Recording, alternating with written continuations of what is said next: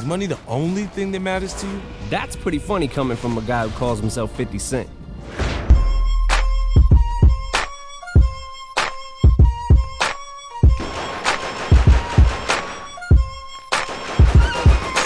The original 50 Cent Bulletproof was one of the top-selling games of 2005, but that's not because it was one of the best.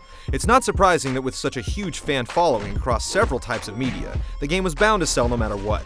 The same can probably be said for the PSP version, which does offer a completely new way to play. But G-Unit Edition is still just a vehicle for 50's tracks, videos, and clothing.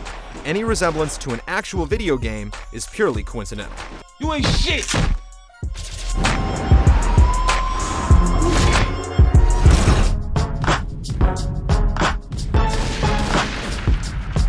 The story is one of the few commendable aspects of the game.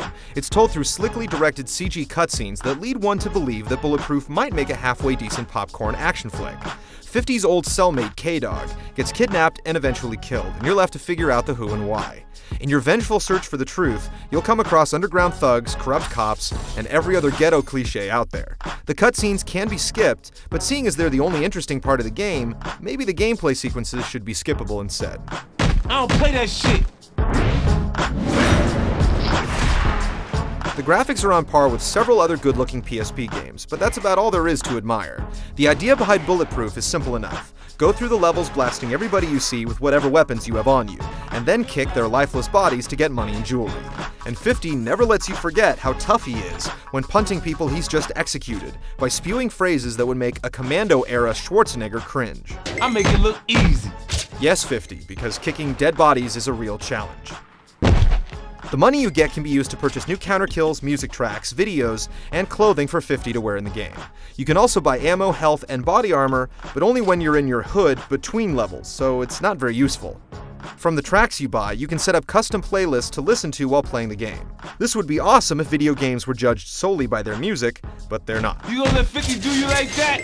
The missions require you to make your way through poorly designed levels, kill the same 3 or 4 people over and over, and finally confront a boss who has info about K-Dog's murder. Boss fights are as complex as firing round after round while they do the same until hopefully they die first. There are also random puzzles, but they're even easier to understand. Usually, one of the faceless thugs you kill will leave an obvious clue. In the mansion, there are 4 alarm keypads you have to activate in a particular order to disarm the system.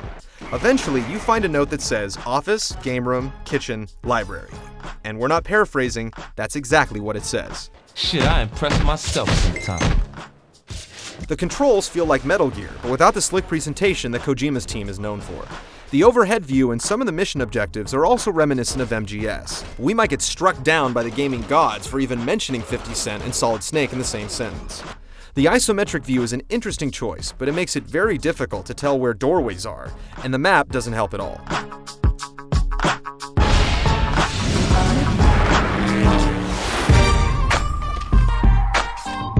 There are around 5 or 6 minutes of fun to be had witnessing the over-the-top counter kills, but the combat as a whole is woefully bad. You can empty an entire Uzi clip into a bad guy and still not take him down. And until an enemy is dead, they show no signs of even a minor ache from the bullets supposedly ripping through their flesh. The whole time you're pumping guys full of lead, they just keep firing at you, so there's no real way to avoid getting hit. You can grab a guy to use him as a human shield, which is a good idea in theory, but your enemies will keep attacking you anyway. And you can't reload while you're holding someone, so after a few seconds, you're dead in the water. Yeah! Game over, nigga! There is a dive move to dodge attacks, but you have to hold 2 buttons and then press a third to activate it, so it's not exactly a quick evasive maneuver. You can also rotate the camera, but it's done in such a way that you're completely immobile and defenseless while doing so, and you can't move it if you're too close to a wall. You motherfuckers weak! The overall control setup is too complicated.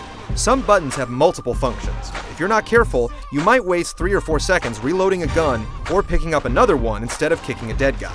And since the run button is the same as the counter kill button, you'll find yourself running away from somebody instead of executing them if your aim is a little off. Shit, you crazy? What you been smoking? Counter kills, which should be G-Unit's saving grace, are problematic too. The counter kill move is based on what weapon the bad guy is holding. Say you're holding a shotgun, and you counter kill a guy with a knife. Chances are, the counter kill will involve taking the knife and using it against him. After the animation is finished, you're left holding the knife, and have to manually switch back to whatever weapon you were using before. This is extremely annoying in the middle of a 1-on-5 firefight.